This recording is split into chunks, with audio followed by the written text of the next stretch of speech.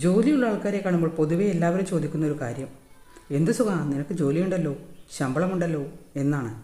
ശരിയാ, ജോലിയുണ്ട്, ശമ്പളമുണ്ട്, പക്ഷേ സുഖം എനിക്കൊന്ന് അവരാണോ?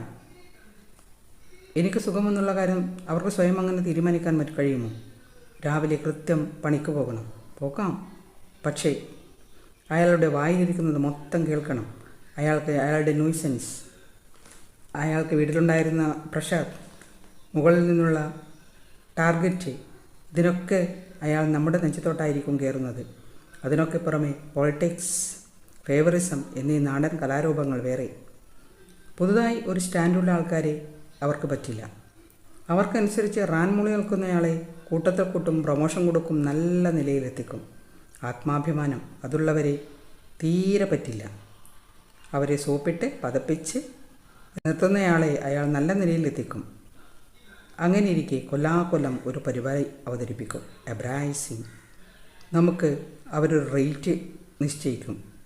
റേറ്റിംഗ് കുറഞ്ഞാലോ പേഴ്സണലായി ഒരു മീറ്റിംഗ് വിളിക്കും. എന്നിട്ട് പറയും, നന്നായി പണിയെടുത്താൽ തന്നെക്കാൾ കഴിവുള്ള നല്ലൊരാളെ നാളെ മുതൽ പണിക്ക് വയ്ക്കും.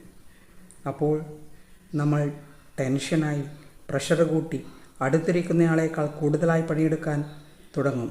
ഓരോ നിമിഷവും ടെൻഷനടിച്ച് പണ്ടാരടങ്ങി അടുത്തിരിക്കുന്നയാളേക്കാൾ മുന്നിലെത്താൻ നാം ശ്രമിച്ചു കൊണ്ടിരിക്കുമ്പോൾ നമ്മൾ ആകെ ഡൗൺ ആകും. മാസാവസാനം ശമ്പളം കിട്ടും. പക്ഷേ ആ കിട്ടുന്ന ശമ്പളം മാനസികാരോഗ്യ കേന്ദ്രങ്ങളിൽ കൊടുക്കാനല്ലാതെ മറ്റൊന്നിനും തികയില്ല. ജോലിയുണ്ടായാൽ സ്വന്തമായി വസ്ത്രങ്ങൾ വാങ്ങിക്കാം, അവർക്ക് നമുക്കിഷ്ടപ്പെട്ട ഭക്ഷണം കഴിക്കാം, അതിനുവേണ്ടി ആരുടെയും മുമ്പിൽ കൈനീട്ടണ്ട, പൈസ ചോദിക്കണ്ട. പക്ഷേ ഇത്രയധികം മാനസിക സമ്മർദ്ദം അനുഭവിക്കണം നമ്മൾ എന്നുള്ള കാര്യം ചിന്തിച്ചോ?